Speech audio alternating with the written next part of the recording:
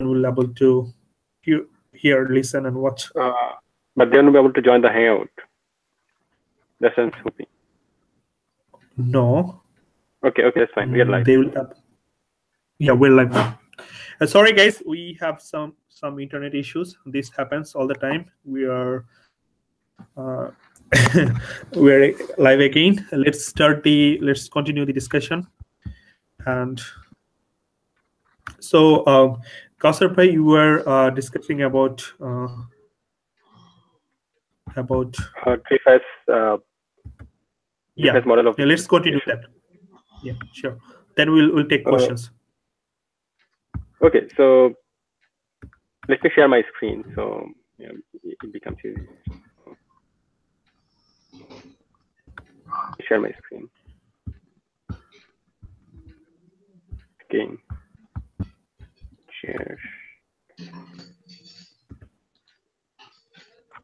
Okay, people are joining. We have 5 viewers now, so hopefully everyone will join eventually. Okay, so yeah, we here can I see your screen now. So I was almost done. So I was talking about this again. I was talking about this GFS model of skill aggregation and how it can help us to identify where we are right now in the skill category, skill level, skill hierarchy, and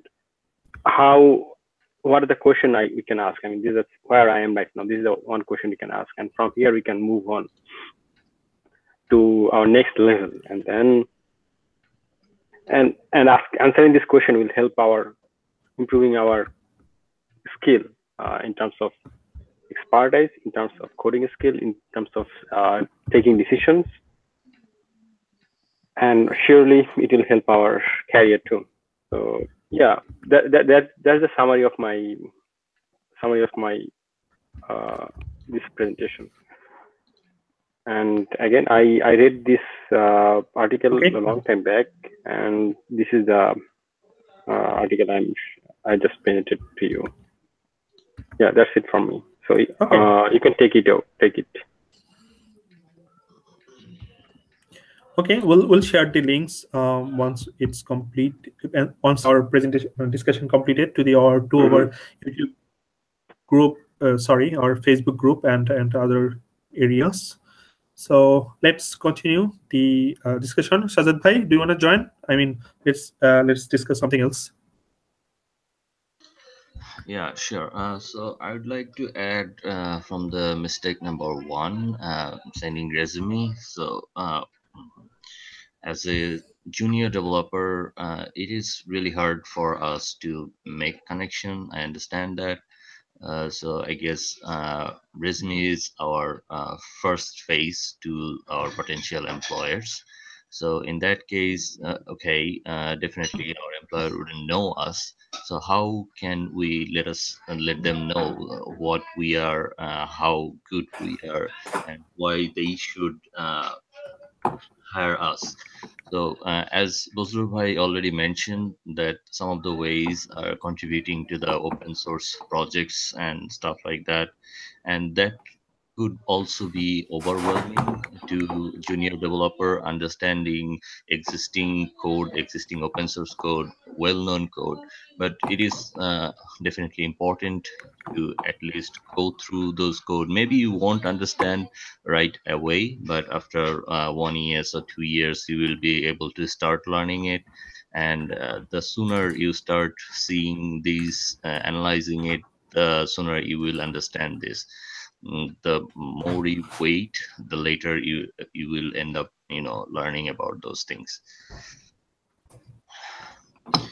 So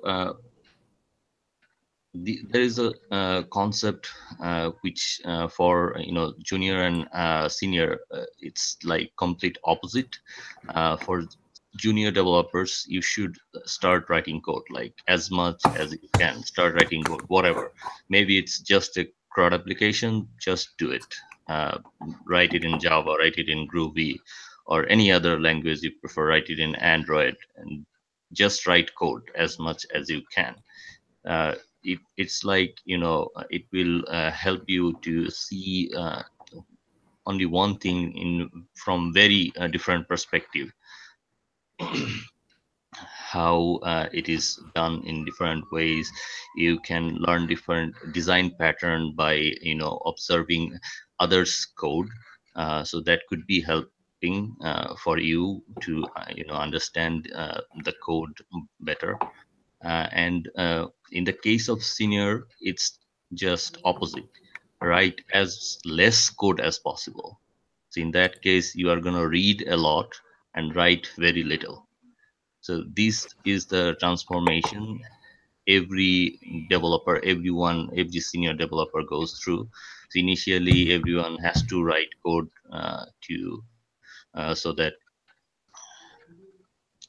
everyone has to write code so that they understand, okay, what this code is, how we have to write it. So considering that about writing code, there are many ways to write code. You can just write code and execute it for production. There is lots of ways you have to go through before putting your code into production. So you need to think about your code, like, okay, what type of code I'm putting into production, is it going to crash? So you need to write a code as crash proof as possible. So you might ask, okay, how do we write that code? How can we make our code foolproof? So quick answer for that is you can never write a code that is going to be foolproof. There is always going to be a bug, and you have to continuously fix it to make it better. It's not going to be best ever. It's always going to be better than what you are writing now. So there are lots of design principles that you can follow to make your code better. There's like a solid principle, Yagni principle, so you can Google them and learn what those are and follow them. And for basic, it's not just basic for all kind of developers. We do some mistakes when we write code. We can improve on that. It's not mistake, it's just places where we can improve. uh, One of them is like avoid primitive obsession. So whenever we find a problem, it's more for the intermediate and advanced developers. So when we find a problem, instead of writing the solution immediately, we should see, okay, what is available already. Maybe the solution that you are looking for is already available in the JDK, or if you are using any framework, then maybe it is already available over there. So you should see what is already available before writing code. You should always write clear code over clever code. uh, we have the intention to write very complex code so that we can say to others, okay, I read this cool code, uh, see if you can understand it. That doesn't help your team. So you need to write clear code. Maybe that's 2 3 lines more than those clever code, but at the end of the day, that helps everyone. But those clever Uh, code actually helps only yourself. So I want to add something here yeah, with go you. ahead. It is something called writing code for human to understand, not for machine to understand.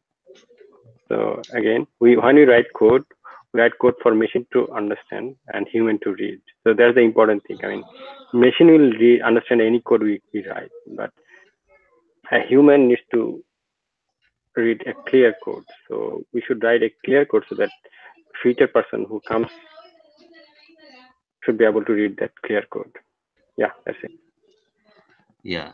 Also, for writing clean code, you can write good comment. And about the comment, it is important to write why and not what. So if you're writing like I plus plus, you don't need to say, okay, I'm incrementing I by one. Rather, you can say on top of that method, okay, we are writing this code. This is the reason for writing this code. So these are like few ways. There are like lots of ways to make your code better. I'm just giving you a few examples. So you should research before writing a single line of code. Okay, how you should write code, This is for intermediate and advanced developers. For junior, don't think so much. Just start writing and eventually research on it as well to make your code better. So that's all for me for now. We can take question and move forward from here. Okay, perfect. I'd like to ask Sajjad Bhai, would you be able to collect, send us some guidelines sort of in our group, or maybe you can write a post about it, which are about clean code. These are the things you can follow, or these are the terminology you can get. These are the resources you can get here and there. So if you write about a post or a maybe a status in our group or maybe in your blog, and you can share a link with us, would be helpful definitely for our viewers, I think. Yeah, I'll do that. Thank you. Okay, so I think we have a few questions which we can take from the earlier sessions. Sorry guys, again, we have, for the technical difficulties, we had to we had to, our earlier stream to end it. So let's take this question from here. One question about how about problem solving on online just. So he asked about the name is Sadman Kobir Shomik. Saiful Islam. Saiful Islam asked about uh, mm, he wants to solve basically from online just. Is it good or bad, or is it going to improve his skills? So what do you think about that? Yeah, if you ask me, so my answer will be it is always good to solve problems on online JAG, and it improves your algorithm, it improves your programming skill, and it is always positive things to do. Okay. At least probably it will help. I mean, if you do once in every interval, like month or twice a month. I mean, I don't know. I mean, but if you keep doing it in regular interval, it will always improve your skill. Okay, perfect. Sajjad Bhai, what do you say? Yeah, of course, I agree. The more you solve this problem, the better you will get. That's, I think, I said first. So if you do it via this online, judgment system, then you'll get quick feedback from the judges and the automated system. This is definitely a very good idea. Okay, perfect. We have joining Santanu Bhai. How are you, Santanu Bhai? Can you?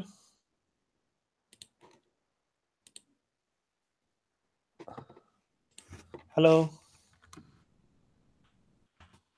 Okay, maybe he's is not responding. Okay, let's go to the next. Go ahead to the next question. One asked about that. Sadman Kobishomik, does GitHub profile helps to get be hired? So I would personally say, obviously, online presence helps. If you have a good GitHub profile, definitely it will help to know about you, know your work. So personally, if you have a really good GitHub profile, I'll definitely put you in priority. What do you think, Mr. Kausar Bhai and Yeah. Santanu? I mean, it is always appreciated.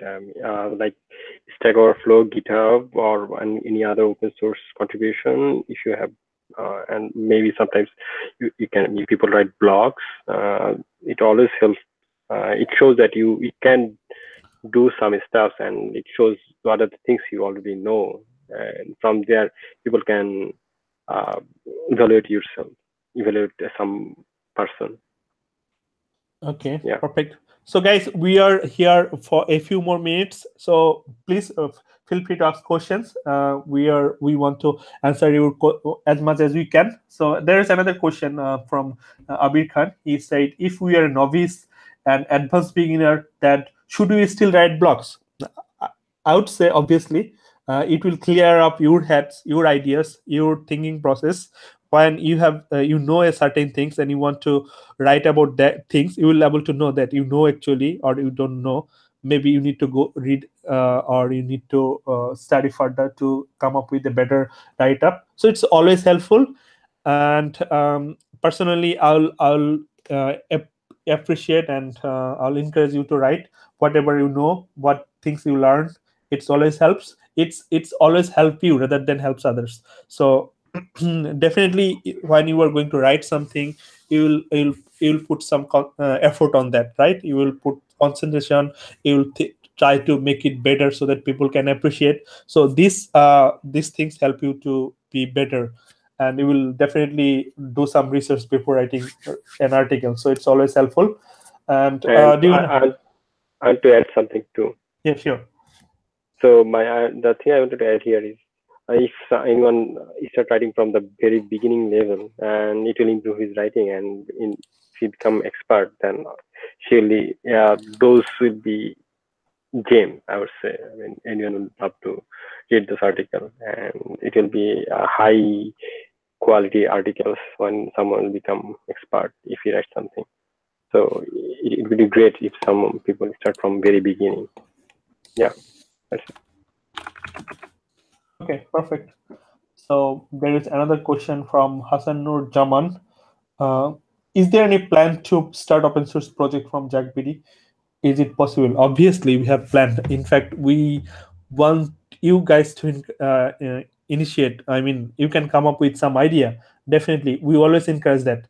Uh, we obviously want to start that, but we are life is pretty busy. We are doing a lot of things all along, so it never happened, but we have really I mean, we are serious about it. The problem is, uh, we need volunteers to do that. It's not like 1 or 2 person can move things around. There should be some serious person behind the project who will lead the project. So if anyone is willing to lead some project, uh, sure. I mean, there are people who is always willing. I mean, there's similar minded people in the Jagbiri community, and they're interested, as you know. So, hi, Rogan, can you hear me? Yeah, we can. Thank you. So, this is Shantanu Sarkar. I'm living here in New Jersey. Just joined as a late, so I can contribute to question answers in case there is necessary. Good, good.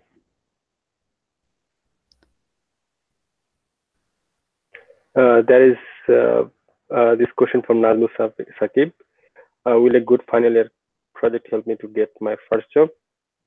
Uh, Bodlu, what do you think? I think he's rejoining. I saw two of him. Okay, that's fine. Uh, okay, anyone would like to answer this question? Go ahead. Okay, let me answer this question. So it is not like always. The main idea is that you have clear understanding of the project you are doing in terms of project quality and uh, the effort you have put. It's not the project quality people will care about. It is the effort you have put there. So the interviewer will ask about what are your contribution. I mean, how you have added values to the project. How did you design the project? That is how it will evaluated. It will not be evaluated by what excellent project you have done. Yeah, maybe you have done some excellent project. Obviously, it will be helpful, but it doesn't have to be an excellent project or something. But the effort you have put into the project, that will be considered. I hope that answers your question. So it doesn't have to be a final year project. It has to be your contribution. That should be the right answer. Added to so that, Another question. sure. Yeah. added to that, Someone? yes, Yeah. I was Yeah. adding with you. Added to that, when we are doing a projects in universities, the most things we should know that the complete learning. What are the things we learned? What are the contribution we did?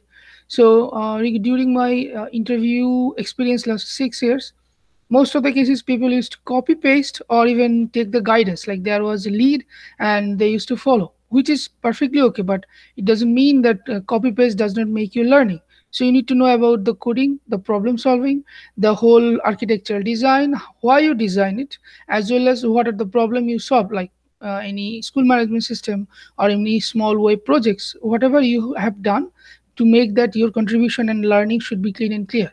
And this can be a very good topic for your blog projects, so you can show it in the blog with example in the GitHub. I don't think that any employer saw this and will not employ you. It will encourage them to have a gain confidence on you.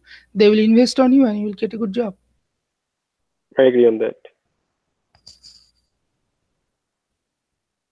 Okay, another question is problem solving or do a project, which one is better? There is no right answer here, actually, I would say, in my opinion. Both is helpful and both is helpful to achieve two different things. Problem solving skill, it will improve your algorithm skill in the long run, and it will help you to solve challenging algorithmic challenging problem. Like probably maybe you want to solve some machine learning problem in future, maybe it will help, or some LNP problem or some data analysis problem. It will help you to achieve that goal.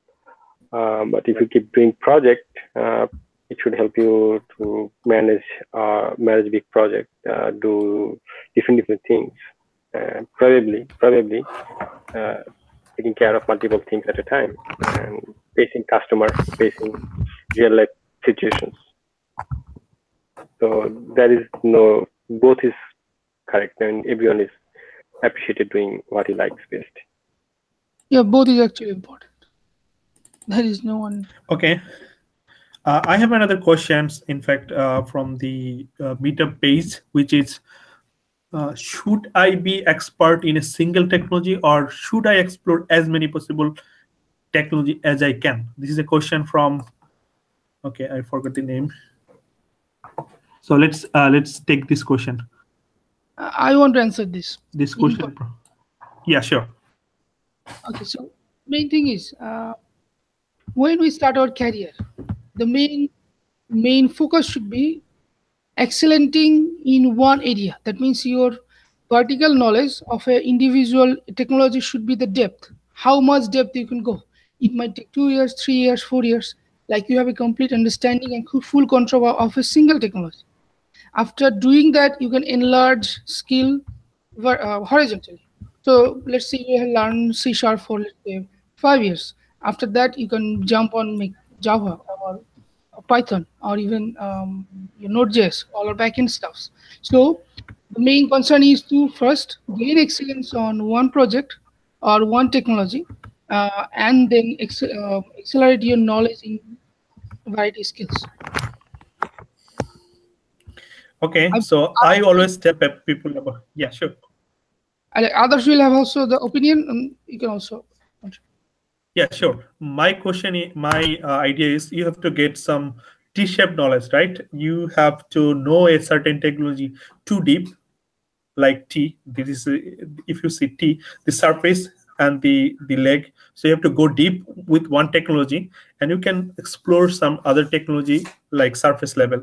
So once you have a deep knowledge of a certain technology, you can go with others and some other technology. But it's always important you have really good good understanding and good skills deeply in a certain technology. It can be Java and or any other technology, but you have to have one, at least you are known by that technology, so that if there is a serious problem with particular technology, people can come up to you and you have the solution. So this is really important. And for learning cases, like when we are as a starting a new job or as a junior, all of the information that we get every day. So there are three types of information we get. One, known. That means you know about it. Another one is known unknown, that you know that you don't know. And the big part is unknown. That means you do not know anything. So your expertise area should be your known. Every day try to expert, like focus on your first 2 or 3 year, focus on your known. You should make sure that you know everything of your known part, and regularly invest some time on known unknown, so that you can make your known unknown to known, and try to make some time for your unknown. Create blogs, make comments, contribute to the society, so that you can, your unknown becomes a known unknown. In this way, your both horizontal and vertical information will be growing up, and do that cautious way. Like till now, like every day make a contribute time like 1 hour or 2 hour for reading, especially for coders. 2 hours coding is must necessary if you want to do good, because there is no other way to actually be a better coder without coding. I want to add with this. So yes, we should focus on only one technology. But why? Say if I master a technology, like say Java have different. Java is a language, and there are different languages. Say I'm trying to mastering on Java, and again Java have different technology like Spring, Java, GUIs. There are so many others. So if I master on some specific, some focused knowledge, then what will happen? The other similar technology is trying to solve the same problem. So if I learn Spring in depth, then in Java EE, it will be almost similar. Maybe not the exactly, but they're trying to solve the same problem in different way. So from learning one particular technology, it will be easy to adopt similar technology in future. So mastering one helps to adopt new technology in future. So if I learn Java fully, it will help me to adopt .NET or some similar other technology in future if I want to. So yeah, that's my addition. That's my opinion. So thank you guys for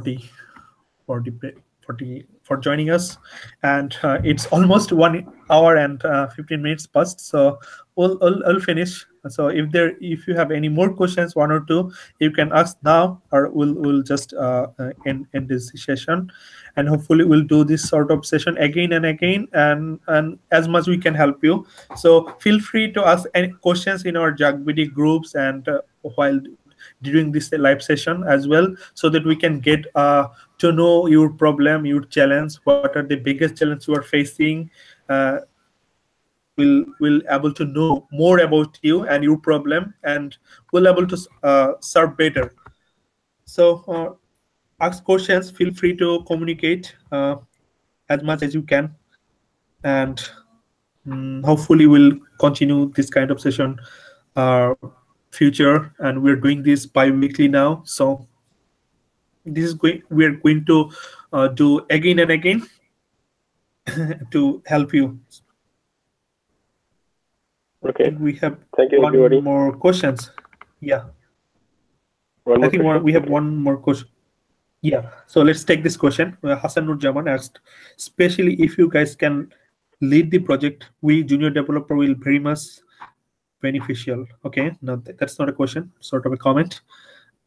Is it possible to start an open source project from JagBD? Suhel Rana asks this question. Well, we already covered this, but again, we definitely want to start this sort of projects, but it's really need commitments and volunteer effort, a lot of times also. So if you guys want to join with us and show your effort, and we'll definitely can do that. So come up with some ideas, share with us, share some ideas, and let's. and even if it is not some ideas, there are some JCP. We can work on those too. So JSR. So we can work on some JSR, and we can adopt something and work on there. So okay. But again, the problem is we need some leader. We need some people. Yeah. Let me share an idea with you. Let me share a story with you. In fact, we have initiated a open source project 3 years back from JagBD, and we tried to do that collaboratively. And the experience is, it was a project for our Dhaka Medical College hospitals. And when we started, a lot of people joined, in fact.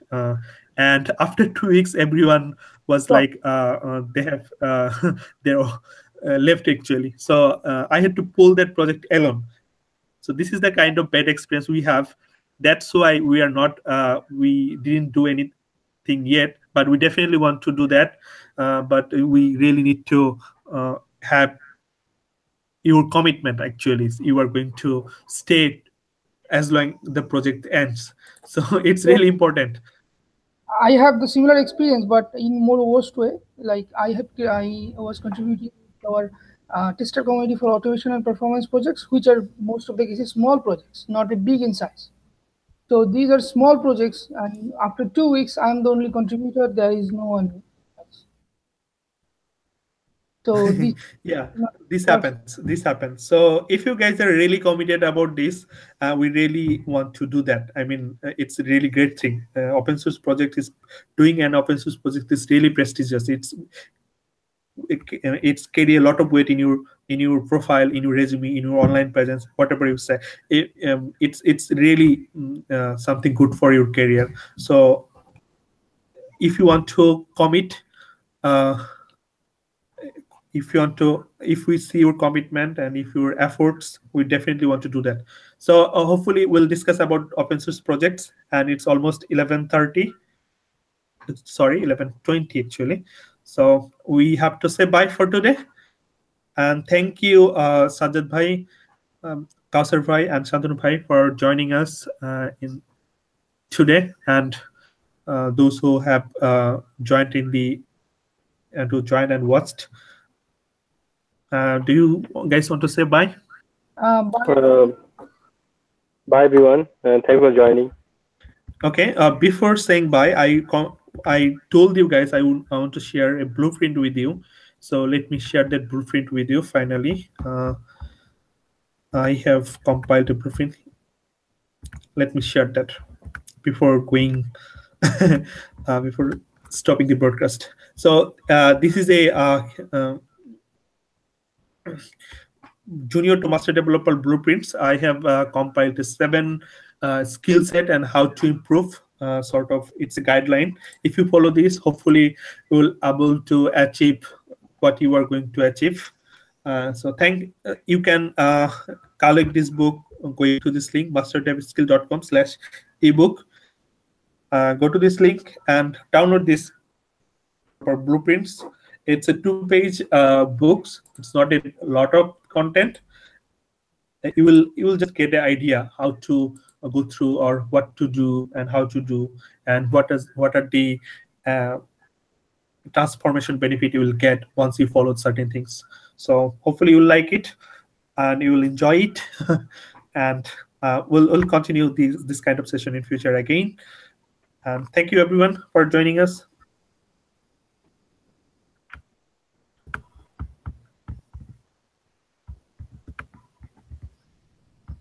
So again, thank you, Sajjad Bhai, Shantanu Bhai, and Kausar Bhai. Have a nice day. On air. Okay, all the best. Bye bye.